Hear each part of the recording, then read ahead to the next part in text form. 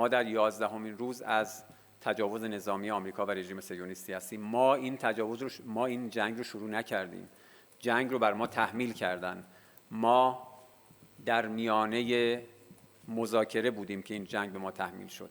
در چنین شرایطی ما جز دفاع، جز نشون دادن عزم و اراده خودمون برای مقاومت در برابر سیطره طلبی آمریکا و رژیم صهیونیستی هیچ کار دیگه‌ای نمیتونیم انجام بدیم. در حال حاضر همه توش و توان ما، همه حواس ما، همه ظرفیت ما معطوف به دفاع از کیان ایران هست. در نظر داشته باشید تجاوز نظامی ادامه داره و بنابراین در این وضعیت صحبت کردن از هر چیزی غیر از دفاع، غیر از پاسخ کوبنده به دشمن به نظرم خیلی جایی نداره. در این که هدف آمریکا چیست، در این تردیدی نیست.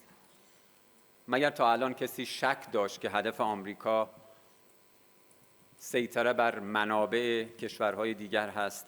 صحبت‌های گراهام رو دیدید.